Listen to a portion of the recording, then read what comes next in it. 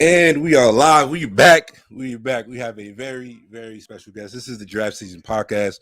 It's your boy Sean 5K. Definitely coming to you. We are live. And like I said, we have a very special guest. Raz is on the move. This nigga Raz is driving to his game right now.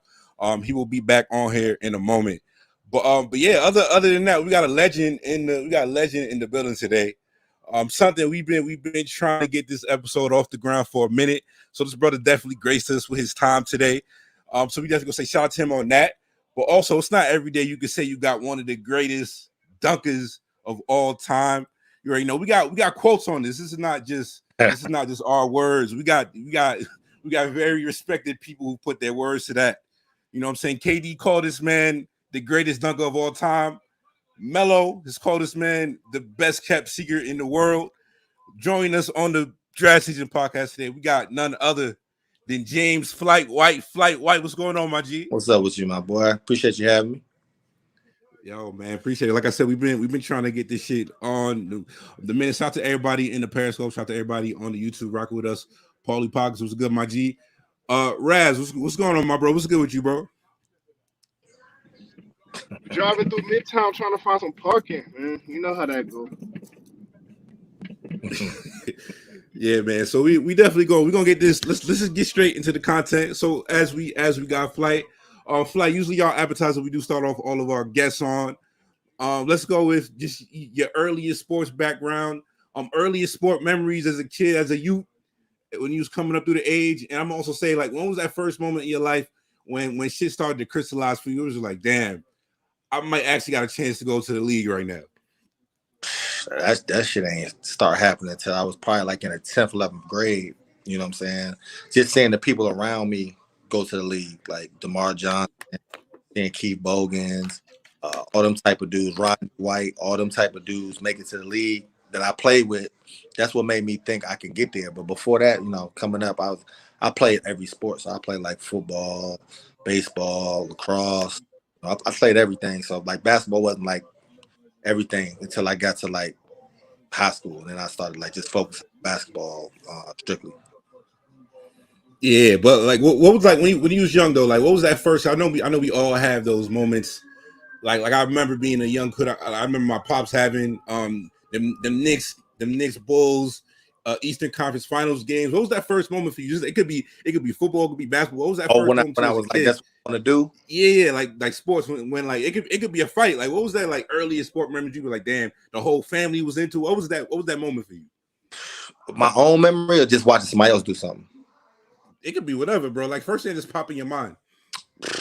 Man, probably when I was like in the 4th grade playing football, and I was playing running back, and I remember my dad. I played in the suburbs. I had moved to the suburbs, and my dad had a friend who coached on like in the hood, like he coached the hood teams, and my dad was telling him like, yo, you know, James is nice. He nice, and my dude was like, his friend was like, man, he play in the suburbs. He ain't nice like that. So he came to one of my games, and I had like a 90-yard touchdown, like a nasty joint. And he was like, okay, he nice like that. Like I heard him say that, and that's when I was like, okay, I might be all right for real. You know what I'm saying? So that's like when I like started to really get into athletics like that, and started loving just seeing other people's reaction and stuff. Nah, man, yeah, and like you said, like I want to talk about this because I mean, just to speak volumes to it, because obviously, you know, the documentary did drop early, and I want to get, you know what I'm saying, your opinions, and because if we talk about that whole area, PG County, DMV, it's a hub for talent, not only basketball, but if you go into football, I got cats, people I went to school with that grew up in that whole area, even dudes I know that play soccer out there, some of the most talented soccer players dudes have seen in their life, coming out of that one discrete pocket of land. So from somebody who grew up in that area, what is it about PG County, DMV? What is it about there specifically that's just made it into such a hub of talent to where some of the greatest talents we've seen coming from out of there? I think it's because there's so much talent around. Everybody compete against each other. Like everybody want to be the next motherfucker to come from there. So like everybody's competing, everybody's working. Like if you go to Glenarden Church in the summertime and watch these dudes, it's every hooper you think of is in there, from little kids to pros. They in there working every day. You come to the gym, it's Jeremy Grant playing against Oladipo and Quinn Cook. All these dudes in the gym, they playing against each other every day. And then the kids see that and they look and say, man, I can get, like, I looked at DeMar Johnson. These kids is looking at the Oladipos, the Quinn Cooks, the Jeremy Grants. They're looking at these dudes like, man, I can make it. You know what I'm saying? I can make it because these dudes made it. I'm looking at them right now, and they ain't that much better than me. That's how they feel. You know what I'm saying? So we always got dudes coming out of there because everybody's thinking they can get there, and we got like everybody hoops. Like, we're a hoop in place. We got football too. Chase Young, dudes like that, but where we from it's really about hoops. So everybody hoop, everybody. So it's really about, like, everybody thinking they can get out and make it. And it's not like the hood. Like, most of PG County ain't the hood. You know what I'm saying? So, like, the Largo area and all that, it's they live good lives, but they still feel like they can make it. Do you have a certain memory about it? So where it's like, obviously you guys have, like, it'd be blacktop or hardwood or whatever, but is there a game or memory you have specifically, or you look back and you're just like, yo, it was like maybe like 8-10 dudes that ended up going D1, going to the NBA, towards just legendary games, towards just like you could, like, I think about this a lot of times, towards like even some of those like record games, you can stick that shit on ESPN and that shit's gonna do numbers for like the real hoop heads out there. So you got anything like, or just legendary runs that come to mind? Man, that you should I can just add my first AAU game with DC Assault. It was at the BET Classic. It was at George Washington. My first time with this team. Like, I just got there that day, and we got DeMar Johnson, who's #1 ranked player in the country. Keith Bogans, who was like 3. We were playing against Alabama Ice. They had Marvin Stone, who was like #2 in the country. They had Marcus Williams, who was ranked in the top 50, and had Rod Gazard. I don't know if you remember Rod Gazard, who was like top 10 in the country. All them dudes playing the same game at the same time. Like, I was like, dog, that's when I was like, okay, this AAU stuff serious. Because I was coming from somewhere else. I wasn't even, serious about ball like that, but I got on a team. I was like the only dude from where I'm from to ever make it to the DC Assault. So that was like the time I was like, damn, this is crazy. And then the whole tournament, then they had Christ the King. They had Omar Cook, and they had somebody else that was like in the top 20. So like that whole tournament, it was just a bunch of like top 50 dudes in one tournament. That's what. Yeah, man. Now I'm looking at the RSCI from 2002, the year you came out, man. It's some pretty good names on there, man. It's like I want to talk to a couple of these guys. Specifically, I know we've seen Kwame on this list. There's a couple guys also on here, but who really stood out to you, like specifically on that AAU circuit, to where it's just like, and I think a lot of times history might do some of these guys, you know what I'm saying, a little bit of like no favors when it comes to how talented these guys are. If maybe it turned out how people didn't expect it to, right? But from your class, who do you remember, like when you was in AAU and on those circuits, you was like, this dude is a monster. Yeah, I don't know how many people knows, but this dude's a fucking monster. Yeah, like Julius Hodge. Julius Hodge was like, that was like kind of like one of my rivals. We was both like the same height and stuff. Played the same kind of. He played more of a guard than I did. Julius Hodge, Robert Whaley, who was real good. A dude named Umar Cisse, nobody know. He was a big man, but he was like coming out of high school. He was crazy. Andre Barrett, he was a class above me, but he used to give my AAU team fits. He used to kill us every time. Damn, man, it's a bunch of dudes, man. All the dudes from Atlanta Celtics. Greg Tench, you probably never heard of him before. Greg Tench, he was like, he would end up going to Louisville for football, but he was just like an athletic animal. Like, he was just a beast. But Atlanta Celtics always had the crazy teams. Man, yeah, it's a bunch of dudes, man. Really, I was on the Adidas circuit, so I didn't really see the Nike dudes like that. So I didn't get to see like DeJuan Wagner and dudes like that. I was on the Adidas side, so I didn't get to see Wags play like that until we got to the McDonald's game. Yeah, Deshaun Wagner was different, man. I don't know if people remember. Raz, you want to pop in here, bro?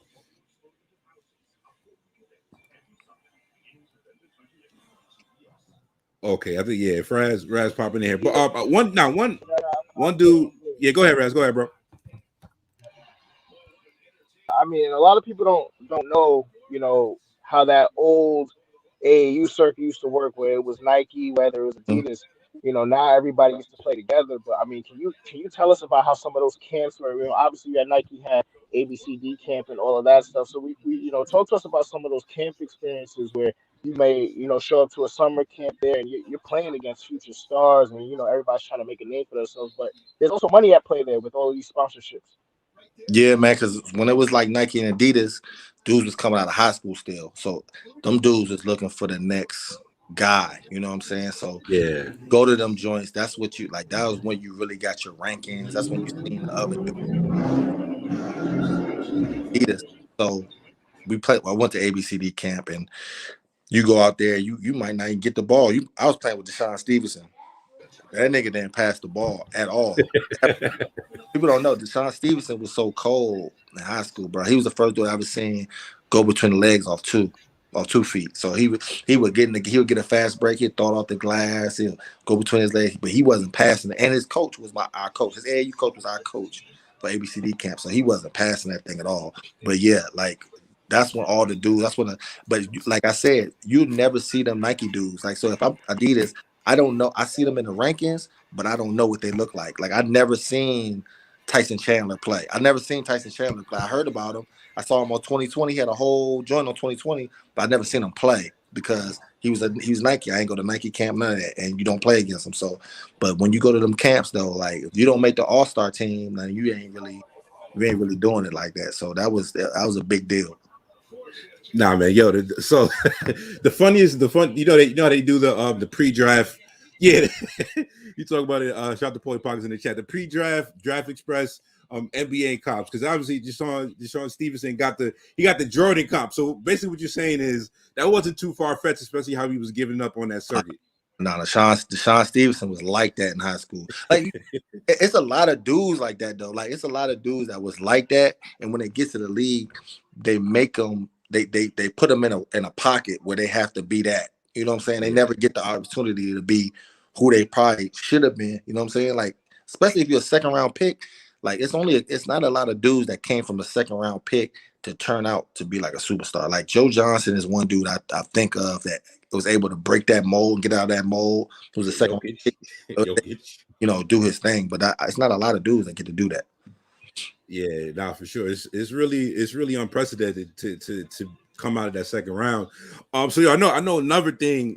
Just interesting things is your career is taking you to some really interesting places. Mhm. So really touching on it and just what you remember from those time periods. That that Gators team, that Florida Gators team you originally committed to was really interesting to look back on retrospect. Obviously Knicks legend David Lee. I always like shout to obviously you got the McDonald's All American contest, and obviously you was robbed. We robbed a couple times. We're not gonna talk about that right now. But I feel like people who know, we just know it was what it was. But David Lee himself, man, like that dude, I don't feel like, because obviously I feel like people just remember him for the back half of the Warriors career. Mhm. Obviously being the final piece before Draymond took it, and they literally became a dynasty. But yo, that Gators team, you had guys like David Lee, Matt Bonner, Udonis Haslam, Orion Green. What do you remember from those Gators teams? And specifically about Haslam and David Lee, because I remember I saw a hilarious tweet about Udonis Haslam. It was coming out of Heat Twitter, and it was basically how Heat Twitter basically talks about Udonis Haslam like he's John Wick. So what do you remember from those times in your career and those early being in what is it? It's not Gainesville. What was them Gainesville days like for you? So, man, like, first of all, David Lee is probably one of the most underrated dudes. Like, that's another dude, like the guy in the NBA who never really got to do what he, supposed to, like, really could have did. But like, David Lee was a Nike dude, so I never seen him until he got on campus. But he was ambidextrous, used both hands, super skilled. He wasn't like a shooter, but he could play.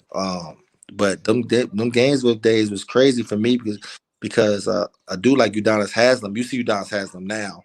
You don't know about Udonis Haslam in college was an animal. Like, he was unstoppable on the block. He was big. He was like, Udonis Haslam used to be fat. Not fat, but he used to be like like a big dude. He was a real live center at like 6'7", 6'6". So he was unstoppable, man. Orion Green, super talented dude, was on the team, and he ended up transferring, but he was super talented. We had Brett Nelson, who was a McDonald's All-American, who a lot of people don't know. We had a dude named Justin Hamilton, who was nice, played overseas for about 30 years, and we had like me and David came off the bench. Man, we had a squad. We great in the first round, and Kyle Cover and them, and they beat us in the first round. But we had a nice squad. Yeah, not for sure, man. And I know.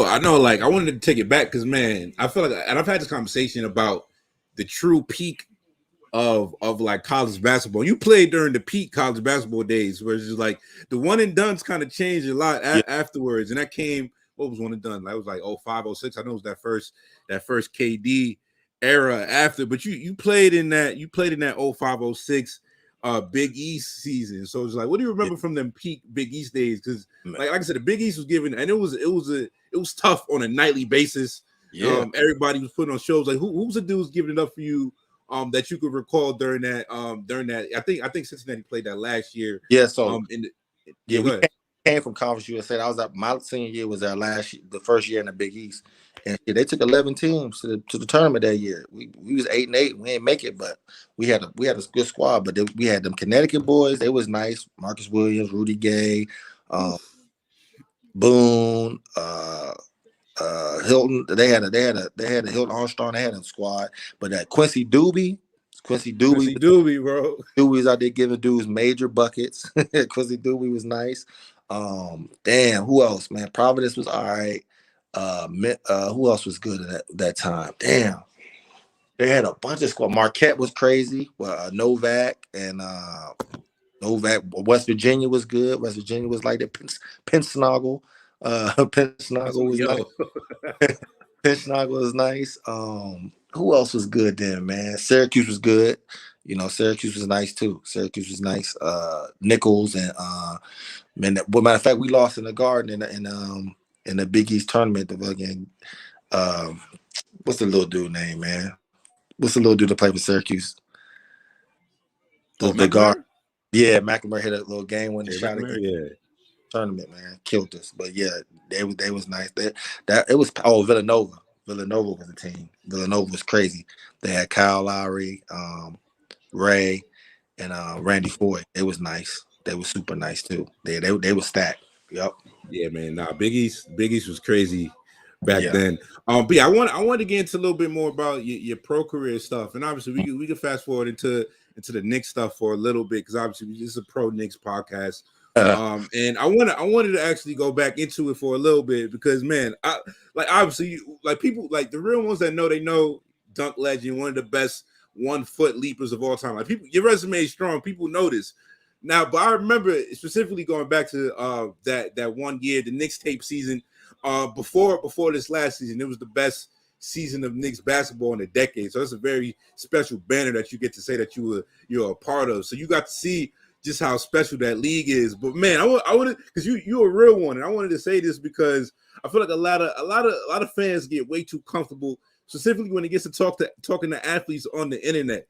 And this is so shout out to the home team. I don't even know if you remember this specifically, but it was just jokes to me because it had to be some point during that 2012-2013 season.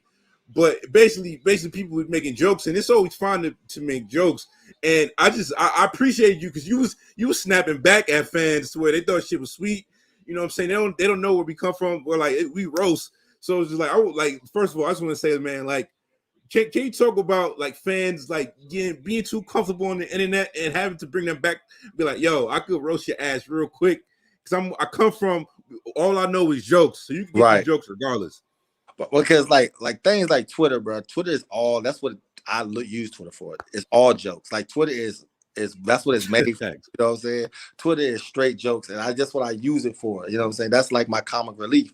So like when I'm on there and people making like, I think it's funny. Like I don't take it serious like that. You know what I'm saying? Even when I'm talking back to somebody talking about, oh, you don't play or you just, I'm like, dude, like that's funny to me. That shit like that be funny because it's like you would switch with me in a second. Like you would switch lives with me Facts. so fast.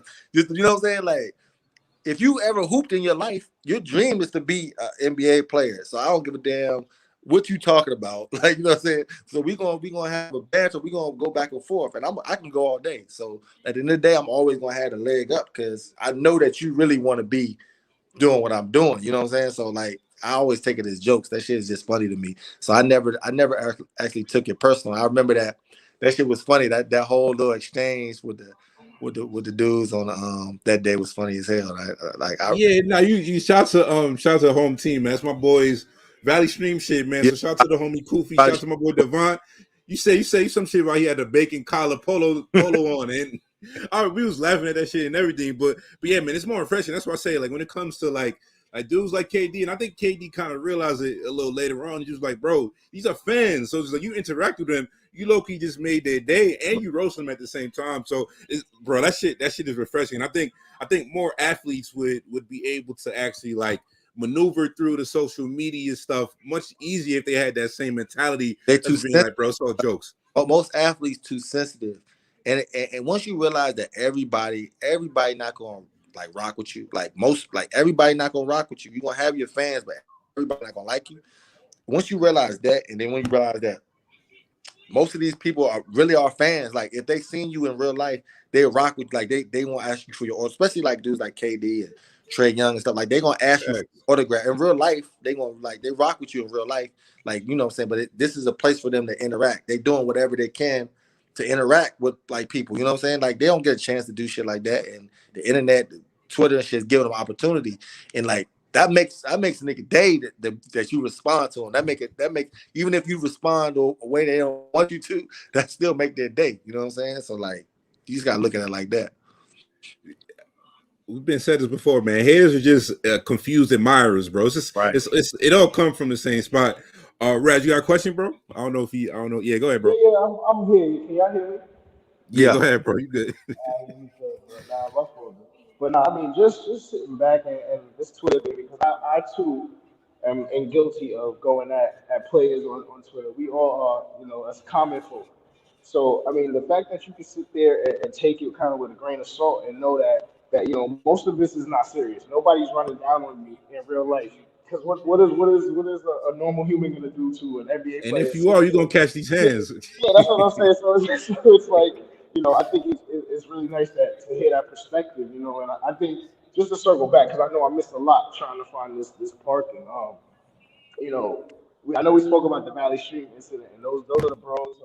The bacon collar neck is something that we've spoken about for a decade, a decade plus. Now I wish probably pocket. This is at least not Ultima. I'm struggling, baby. But I think I want to know, what's your favorite Twitter interaction you've had, so far on this decade long worth of Twitter that's been going on. Shit, man, that's probably my favorite one because you know what? It started out like it was jokes and shit, and then it was like we was going back and forth, we was talking about basketball stuff, then we got to the jokes. But at the end of the day, it was all love. Like everybody was like, it ended up being like, oh, we rock with you. Like, okay, we rock with you. And I was like, yeah, you know what I'm saying? Like, I ain't one of those. You know what I'm saying? Like, I ain't no like that's we from the same type of, you know what I'm saying? So that's probably one of my favorites for sure. The Valley Stream Dome is probably one of my favorites. I rock with them dudes. Yeah, because it's like, bro, it's you know what I'm saying. We all spend like if you love ball, and I say this all the time, specifically when we get into these white critics that try and talk about basketball and they talk about the ratings and I'm like, you got to understand, my guy, basketball is a culture. Mm-hmm. So it's just like when you love basketball, regardless of if you make it to the league or not, the culture of basketball is just like, bro, those are my homies. The same, right. We run in the same circles. You know what I'm saying? So we spent 6, 8, 10 hours at the blacktop just balling. Check up running games. So it's like right. A lot of that shit. That's really what'll get you to like really relate to dudes. And you're like, yeah, we all share that. We all share that same love of the game. But yeah, man. Now let's dig a little deeper into that actual that Knicks tape team. That 2012, 2013 Knicks tape team. Special era. I wanna talk about this because, like I said, Melo. We are one of the most pro Melo podcasts you will find on the internet. When they was trying to slander my boy, talking about he didn't have a spot in this league, we laughed because that shit was funny. They Right. said Melo would have a spot in the league. It's like, bro, what are you talking about? You know what I'm saying? That shit makes no sense. Melo, and obviously and like I said, I always love it because it's like, bro, the disrespect is never as loud as it deserves to be. You know what I'm saying? Because Right. disrespect on Melo was loud, and people get a lot quiet. They get real modest when it comes to, oh yeah, I was wrong. They don't really like admitting that shit. So Right. let's talk about that Knicks roster, man. Very very special season. I think the roster and how it was set up is pretty interesting because it was a team full of veteran guys that's been around the blocks, guys who was serious about winning. And I just love that team because a lot of people say you can't really win with Melo, but when you give him the right actual pieces around him, you see the product that was that team. So, what's your best memories from that team? And I know I've heard you spoke about this before about just like the brotherhood Yeah. that's been built from that team. But when you think about the best memories from that year, what really sticks out to you? Man, there's so many, man. But like one thing I can always say, like I've been on a bunch of teams. Like I played 15 years pro, 5 years college. I've been around a bunch of teams, and that's honestly the first time I ever been on a team where it was no beef, no fighting, no arguments, none of that shit. Like I've never seen that. I've never been on a team like that, and it was because it was such a great mixture of veterans and young dudes. But it was like the right young dudes. Like it wasn't like Shump was like I think it was his second year. Yep. Like it was this. It was this Copeland. Like all the dudes that was young was like they were good people, and they was hoopers. Like they was real hoopers, and they came to work every day. Like we just had a great mixture of dudes, man. And the veterans was the coolest veterans you could ask for. You know what I'm saying? Like these dudes like Marcus Camby and Kurt Thomas, and even Rasheed. Rasheed didn't even really play that much, but he was such a vocal dude every day. You know what I'm saying? Even when we brought Kenyon Martin, we brought Kenyon in, and then we brought Quentin Richardson in. Like these dudes right here is so well respected, and they really rock with us. Like, even though they came late, like as soon as they came in, they just ingrained themselves with the team. You know what I'm saying? So like I just remember like just the plane rides. You know what I'm saying? The plane rides is playing Boo-Ray with them dudes. I'm talking about rich dudes. Like I'm playing Boo-Ray with dudes that's coming on the plane with 15K. Like Raymond Felton and them, they just taking cars. If you know anything about Boo-Ray, they got bad cars. They taking 5 every time because they got the bag. So like they don't care. You know what I'm saying? Like just playing, like just being around these type dudes all the time, and like it was kind of like how big I looked at the big three. You know what I'm saying? Because like the best thing about the big three is you get to be around these dudes that you like kind of idolize your whole life. You know what I'm saying? Like I hang out with Charles Oakley every weekend. Like Charles Oakley is my man. Like I play cards with Charles Oakley every weekend. You know what I'm saying? Like you look like he don't take no shit when he playing cards either. Man, Oak is Oak is the GOAT, right? Like Oak is the coolest dude, but he ain't taking no bullshit from nobody. Like I done seen so many instances where he just like, hey, some outside dude, like, you know what I'm saying? He ain't going. So like, but Oak is my man. So like Gary Payton, like seeing these Dr. J, the coolest dude, like this is like that's why I had like in my locker room every day. I had Jason Kidd every day in my locker room. You know what I'm saying? Rasheed Wallace is one of my favorite players coming up. Like he was one of my favorite players, dog. He was one of my favorite players. When he played for the Bullets, when I was coming up in DC, he was like him and Chris Webber was my favorite dudes. Like, so like every day I would get to play with these dudes. Then Melo's 1 year younger than me. He's 1 year younger than me and grew up in Baltimore, but Melo's one of my favorite players to ever, he's one of my favorite players. And it's weird saying that because he's younger than me, but he's still one of my favorite dudes to watch play basketball. You know what I'm saying? So like JR is like my guy. That's the guy I hung out with most of the time. And Shump lived in my building. JR is the when we go out somewhere, I'm hanging out with JR. And like those are the relationships I built, and I still, talk to them dudes sometimes. So it's dope. Yo, man, and like I said it. Go ahead, Raz. Go ahead, bro. What would you say, the most underrated player on that team, besides yourself? Like, that team has been real polarizing other than in New York, because they had that quick little run. So obviously the leadership that you had with Woody and all of that, what would you say was the most underrated player on that team that doesn't get the shine they deserve? Probably, I would say, I'm gonna say this: J.R. Smith is one of the most talented players I've been around. So he's one of the most talented dudes I've been around. He just don't play like that year. He was sixth man of the year, and I would say that was probably the most he used like all his talent. You know what I'm saying? He did everything. Like he's strong. He's 6'6". He's strong as hell. He's like strong. He got crazy. You know, he got bounce. He got handles. Like he's a night. If you got to guard him in a pickup game, it's a nightmare. You don't want to.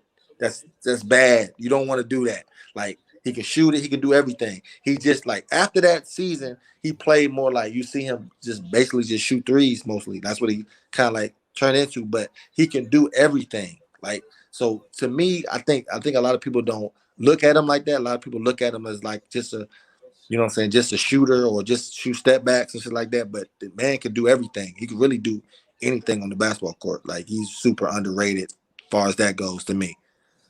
Man, I wanted to, and yeah, even going on to Melo and JR for a second, because I see this problem a lot, specifically when we get into the media and how the media is a bitch, especially because they have so much power in the narrative over people's careers, and they do a lot of fuck shit with people's careers. So, and specifically, I want to talk about Melo and JR because I see them as two misunderstood guys in general, and in the media, obviously, like we come from different places than a lot of these like white folk in the media. Right. So it's just like you're not gonna understand exactly the type of stuff that we've come to. But like as dudes, I always see this as Melo because particularly going back to that time where they was basically like bastardizing him and trying to get him out of the league. But they would also come with a little lowbrow, oh, he's not a good teammate, he doesn't want to do his best for the team. So it's just like from actually being around these dudes, like how would you say those guys are misunderstood or like their true character isn't spoke about whenever we get into these conversations about their talent as a player? Because I see whenever any interview I see with Melo, JR, those dudes seem like thorough, good dudes. It's just like, and I got a chance to meet Melo once at St. John's when I was in school, and honestly, like the little hour and a half, he was a real one, and he kept it 100 with me, and I was like, I could tell Melo's a real one. So from your eye, and you got to sit back and see the media, you know, throw stones, kick dirt on dudes. Like, what's your vantage point on that? I mean, I played Melo in Denver, and then I played in New York, and I never seen any bad, like I said, I never seen no bad, especially in New York, no bad like teammate shit at all. Like, other than him not giving me Jordans that I wanted all the time, like he a dope teammate, bro. Like, and he stay out the way. He ain't trying to like, he's not a prima donna or nothing. Like he puts his work in, he does his work. And people don't understand he's a superstar too. Like you don't understand about how people like how that shit work until you actually around it.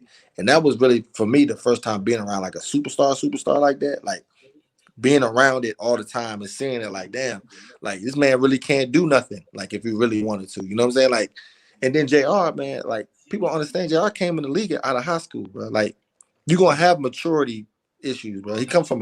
JR come from a good family, dog. He got a good mom and dad, everything. He's a good kid. He's a good guy. And then you see him now, you see the maturity, bro. Like talking to JR now and talking to him back then or before that it's a whole different. People grow up, you know what I'm saying? So like, people don't understand that people like you're gonna make mistakes, bro. You learning, you growing up. He growing up in the NBA. He growing up as a guy with money, playing in a kid's game, making all this money playing in the NBA, bro. So it's like you're gonna make mistakes, and now you see both of them guys are like super well-rounded family man, super well-rounded men, like good men. So like that's all I can say about them. Both of them dudes is great dudes.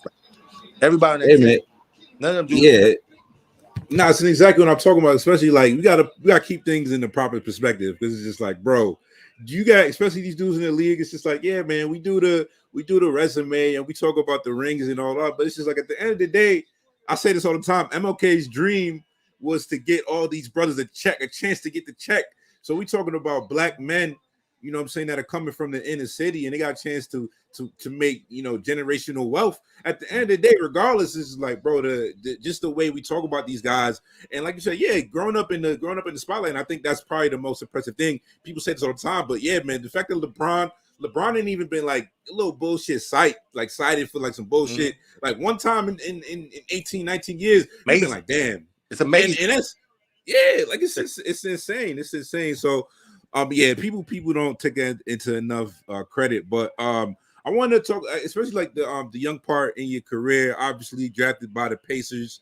You had the year with the Spurs, and did you got a ring for that? You got a ring for that Yeah, Spurs year? 2007, the one with the Spurs. Yep. Yeah, was that the yeah, that was the We year played that Cleveland. We swept Cleveland. yeah, so that was the year Amari what's it called? Yep. Steve Nash got decked and Amari got Yep. suspended. That's why Yeah, so that passed them. Yep. so yeah, no, that's definitely and yeah, Raz got to run. He got his game, so we're gonna holler at Raz later. So yeah, finish it off just real quick because I did want to talk just about so you coming out of college obviously and that transition into the league. I remember I heard it was PJ Tucker was on JJ Redick podcast and he was talking about his rookie season in Toronto and basically like he was basically being like there's always eyes everywhere when you're in the facility and he was basically how like they took him to the side. It was like, yo, you're not, we see you being unprofessional on the sidelines and everything, and he basically that was just the precursor before he got waived. So my question for you and just looking back at the earliest part of your career, things you didn't know that you was being judged on, that you learned later in the game, but also in specific because we do a lot of scouting on this show. So we talking about young dudes, AAU, that translation from high school to college to the pros, basically. And you see the and this happens for rookies in the league as well, where you see basically the adjustment period to getting used to that next level. So from you and what you remember from those training days and being in that early part of your career, what was the most difficult part of that adjustment period for you and becoming a pro? Like, what are the things that you learned to where it's just like if you could redo your career, you'd be a way better pro knowing what you know now, considering to then? Man, being a pro, when they say being a pro, like taking it as a job, like it's really a job. So there's nothing, you're not doing anything else. This is what you do for a living. So everything you do should be towards getting better And becoming a pro. Like, what are the things that you learned? That and just all the little stuff like your body language, knowing that like when I was in San Antonio, I was wilding in San Antonio. Like me and PJ are very similar. Like me and PJ came out together and we were cool. Like we came out together at the same year. He got picked 35th. I was 31st. We got picked at the same time, and we had similar kind of paths. We both got waived at the first year. Like we both was probably wilding. Like I was wilding in San Antonio. Like San Antonio is not a small city. Like they don't have eyes. Like grandpapa just don't know everything that's going on. Like that's how I was wilding. So for that, yeah, I that's one thing I learned, that this is a business and they're going to invest everything into it to know everything their players is doing. I didn't understand that. So I'm going out every night in San Antonio because I'm not playing. And I'm like really the only young dude on the team. So I'm just going out and having fun, doing everything. But at the same time, they're like, yo, this is San Antonio, but we don't do that here. I didn't understand that. You know what I'm saying? I'm thinking that, okay, I get to practice. I'm doing my workouts. What's the big deal? You know what I'm saying? But they looking for the future. They thinking about the future. How can you help them in the future? I didn't understand that. Like my body language, I think one of the reasons I got cut at Indiana is because I was so used to being coached by Bob Huggins, where you can talk back to the coach and have an attitude and do that. I was still in that mode, and Rick Carlisle wasn't going for it. You know what I'm saying? So like I think that's one of the reasons, I got cut there. So like stuff like that, man.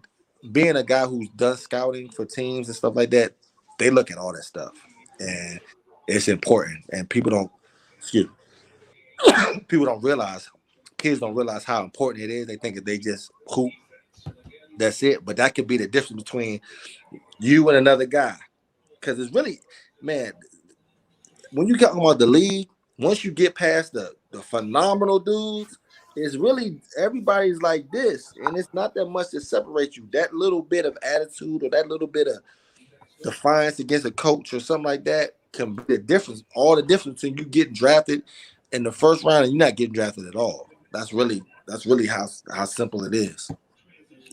Nah, man, yo, I wanted to because and that's funny, man. I meant to bring up Huggy Bear Huggins. You played for some interesting coaches in your career, so it's Yeah. just like how would you contrast the differences in coaching styles? Also, I got to say shout out to the legend Woody. Mike Wilson is Mike Wilson just seemed like a great coach to play for. He seemed like a real good players coach, but it's just like if you had to compare some of the and you play for the Fire Up Huggins as well, so. Yeah. I don't know. Him and Pop might have had a little more similarities than I would expect. But how would you contrast the type of coaches that you played for in your career? I mean, most of the guys I played for all great coaches, man. Honestly, I got some of the greatest coaches on my resume, like Billy Donovan. You see what he's doing now with the Bulls. He's an excellent coach, excellent dude, super player friendly type of dude. Good. He was young back then, so he was maybe still in his 30s or early 40s. Super dope coach. Then going to Bob Huggins, which is a totally different style. You know what I'm saying? He's definitely a player's coach, but at the same time, he's up your ass. Like he ain't going, like, you know what I'm saying? But if people see the yelling and stuff, but I never seen him yell at Jason Maxill one time. And you know why? Because Jason Maxill always did what he asked him to do. Like, he probably yelled at me like 3 times my whole career. You know what I'm saying? Because I just did what you know what I'm saying? I did my job. As long as you do your job, you ain't have them issues. You know what I'm saying? So he was great. Andy Kennedy was my coach my senior year. He was a great coach, more of an offensive dude. He's at UAB right now. Great coach. Super cool dude, like the coolest white dude in the world. Like, you know what I'm saying? One of those, like, super cool. Then like you said, I had Rick Carlisle, who's a great X and O's, great coach, going to Hall of Fame for coaching. Wasn't Budenholzer on one of those Spurs benches when he was there? So Bud was on the bench, and the former coach of the 76 was on the bench too. Brett Brown, yeah, Brett Brown coach too, was on the bench too. So we had a crazy coaching staff, but Pop was like, he's the man. Like, as a coach, as a guy who's trying to be a coach and hope to be one of the best coaches going down the line, the thing I learned from Pop is the thing why everybody respect Pop is he treats everybody the same, bro. Like, from the first guy to the 15th, from if you Tim Duncan or you me, he treat everybody the same. If this guy make a mistake, the 15th guy, he gonna yell at like he yelled at the first guy. It's all the same, bro. And he comes and talks to you like a man. Like, he treats everybody the same, treats everybody like a man. That's like the number one thing I learned from him. You can't, especially in the pro level, you can't, you know, because a lot of coaches do that. Because in the NBA, you ain't got that much wiggle room. Like, you don't have the power. The coach don't have the power. The players have the power. Like, if a player say, if I'm KD, if I say tomorrow I don't want Steve Nash here, so guess what? Steve Nash is not going to be there. Those are the facts. That's just how it is. This is facts, yeah.